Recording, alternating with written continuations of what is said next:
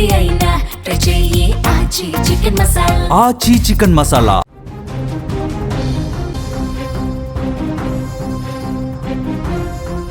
ఐబొమ్మ రవికి బెయిల్ వచ్చింది. నాంపల్లి కోర్టు ఐబొమ్మ రవికి బెయిల్ మంజూరు చేసింది. కొన్ని షరతులతో కూడిన బెయిల్ ఇచ్చింది. పైరసీ ప్రపంచంలో ఐబొమ్మ అంటే తెలియని వారు ఉండరు. ఈ వెబ్సైట్ వెనుక ఉన్న మాస్టర్ మైండ్ ఇమ్మడి రవి అలియాస్ ఐబొమ్మ రవికి నాంపల్లి కోర్టు తాజాగా బెయిల్ ఇచ్చింది. కొన్ని షరతులతో కూడినటువంటి బెయిల్ ఇచ్చింది. పాస్పోర్ట్ను కోర్టుకు సరెండర్ చేయాలి, ప్రతిరోజు సిసిఎస్ పోలీసుల ముందు హాజరై సంతకం చేయాలని న్యాయస్థానం స్పష్టం చేసింది. అంతేకాదు దేశం విడిచి వెళ్ళకూడదని, ఇంటర్నెట్ వాడాలంటే ఖచ్చితంగా పోలీసుల ముందస్తు అనుమతి తీసుకోవాలని కఠినమైనటువంటి ఆంక్షలు విధిస్తూ బెయిల్ ఇచ్చినటువంటి పరిస్థితి. ఇప్పటివరకు పోలీసుల విచారణలో రవి చేసినటువంటి మోసాలు ఒక్కొక్కటిగా బయటకు వచ్చాయి. ఇతను కేవలం పైరసీ మాత్రమే చేయలా, ఇతరుల గుర్తింపును దొంగిలించడంలో కూడా ఆరితేరినట్టుగా విచారణలో బయటకు వచ్చింది. అమీర్పేటలోని హాస్టల్లో తనతో పాటు ఉన్న వెల్లల ప్రహ్లాద్ కుమార్ అనే వ్యక్తి ఆధార్ కార్డు, 10వ తరగతి మార్కుల లిస్టును కూడా వాడి నకిలీ డ్రైవింగ్ లైసెన్స్, పాన్ కార్డులు సృష్టించాడు. ప్రహ్లాద్ పేరిటే బ్యాంక్ అకౌంట్స్ తెరిచి లావాదేవీలు సాగించాడు. అంతటితో ఆగకుండా అంజయ్య తన క్లాస్మేట్ కాళీప్రసాద్ పేర్లను కూడా వాడినట్టుగా నకిలీ ఐడీలు తయారు చేసినట్టుగా పోలీసుల విచారణలో బయటపడింది. ఈ ముగ్గురి వివరాలతోనే వెబ్సైట్లకు అవసరమైన డొమైన్స్ను కూడా కొనుగోలు చేశాడు. ఐబొమ్మ కంటే ముందు రవి హాస్పిటల్.in, సప్లయర్స్.in ఇలాంటి సైట్స్ కూడా పెట్టి విఫలమైనట్టుగా సమాచారం ఉంది. ఆ తర్వాతే ఐబొమ్మను సృష్టించి కోట్ల రూపాయలకి పడగలెత్తినట్టుగా సమాచారం వస్తోంది. ఈ విచారణలో ఈ విషయాలు బయటపడ్డట్టుగా తెలుస్తోంది. ఇదే కాదు, విచారణలో రవి బ్యాంకు ఖాతాలను పరిశీలించిన పోలీసులకు దిమ్మదిరిగే వాస్తవాలు బయటకు వచ్చాయి. ఇప్పటి వరకు సుమారు 13 కోట్ల రూపాయల లావాదేవీలు జరిగినట్టు సైబర్ క్రైమ్ పోలీసులు గుర్తించారు. ఇందులో 3 కోట్ల రూపాయలను పోలీసులు ఫ్రీజ్ చేయగా మిగిలిన 10 కోట్ల రూపాయలని రవి విదేశాల్లో జలసాలకు, విలాసవంతమైనటువంటి ఆస్తుల కొనుగోలుకు వాడేసినట్టుగా కూడా తేలింది.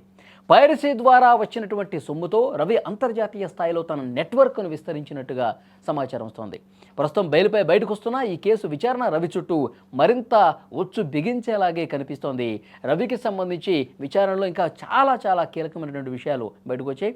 ముఖ్యంగా ఇంకా ఇన్వెస్టిగేట్ తరోగా చేయాల్సినటువంటి అవసరం ఉంది. సో పోలీసులు మళ్ళీ కస్టడీకి తీసుకునే అవకాశం కూడా ఇంకొన్ని కేసులకు సంబంధించి ఉన్నట్టుగా తెలుస్తుంది. అందుకే సో చాలా రోజుల పాటు ఆయన జైల్లో ఉన్నాడు కాబట్టి నవంబర్లో అరెస్ట్ అయ్యి జైల్లో ఉన్నటువంటి రవికి ఇప్పుడు నాంపల్లి కోర్టు బెయిల్ మంజూరు చేసిన చాలా కీలకమైనటువంటి షరతులు పెట్టినట్టుగా తెలుస్తుంది. దేశం విడిచి వెళ్ళిపోరాదు, అలాగే పాస్పోర్ట్ సరెండర్ చేయాలి, సిసిఎస్కి వచ్చి అతను ప్రతిరోజు కూడా సిగ్నేచర్ చేయాలి, ఇంటర్నెట్ వాడాలి అంటే కనుక పోలీసుల పర్మిషన్ తప్పనిసరి అని చెప్పింది.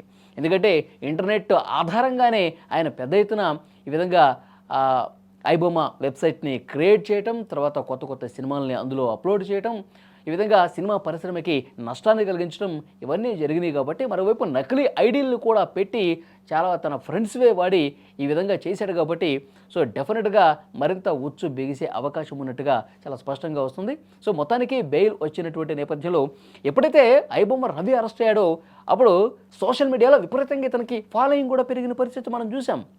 ఎందుకంటే సినిమా థియేటర్కి వెళ్ళాలంటే వేలకు ఖర్చు పెట్టాల్సిన పరిస్థితుంది. ఒక కుటుంబం సినిమా థియేటర్కి వెళ్ళి ఒక మల్టీప్లెక్స్కి వెళ్ళి సినిమా చూడాలి అంటే కనుక దాదాపు 3,000 నుంచి 4,000 రూపాయలు ఖర్చు అవుతుంది. సినిమా టికెట్ తక్కువ ఉన్నా సరే అందులో పాప్కార్న్లు కావచ్చు, ఇంకా ఇతర ఫెసిలిటీస్, ఏదైనా కూల్ డ్రింక్స్ కొనుక్కున్నా సో పెద్ద మొత్తంలో ఖర్చు చేయాల్సినటువంటి పరిస్థితుంది. ఒక కుటుంబం వెళ్ళలేని పరిస్థితుంది. మాకు దేవుడే అని చెప్పి పెద్ద ఎత్తున ఆయనకి ఫాలోయింగ్ విపరీతంగా పెరిగింది. ఐబొమ్మని రవిని అరెస్ట్ చేయడం కరెక్ట్ కాదు అంటూ మద్దతు పలికినటువంటి పరిస్థితి కూడా చాలా సందర్భాలు చూసాం. కానీ చట్టం తన పని తాను చేసుకుపోతుంది. ఈ విధంగా ఐబొమ్మ రవికి సపోర్టు ఎవరూ చేయకూడదు, మీరు చట్టాన్ని ఉల్లంఘించినట్టు అవుతుందని చెప్పి సజ్జనర్ గారు ప్రెస్ మీట్ పెట్టి హెచ్చరించినటువంటి పరిస్థితి కూడా ఉంది.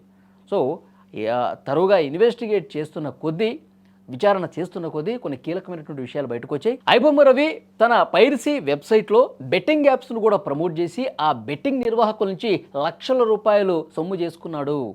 సో ఆ తర్వాత ఎక్కువ కాలం కొన్ని ముఖ్యమైనటువంటి సినిమాల్ని, పెద్ద సినిమాల్ని, కోట్ల రూపాయలతో బిజినెస్ చేసే సినిమాలను కూడా ఇతను 1 వీక్లోనే తన వెబ్సైట్లో పెట్టి ఆ బిజినెస్ని దెబ్బతీశాడు, సినిమా ఇండస్ట్రీకి నష్టం చేకూర్చాడు, ఈ విధంగా బెట్టింగ్ యాప్స్ని ప్రమోట్ చేశాడు. ఇవన్నీ కూడా కేసులో ఉన్నటువంటి పరిస్థితి ఉంది. సో కోట్ల రూపాయల బ్యాంకుల ట్రాన్సాక్షన్లకు సంబంధించి కూడా కొన్ని కీలకమైన సమాచారం ఈ విచారణలో పోలీసులు వెల్లడించినట్టుగా తెలుస్తోంది.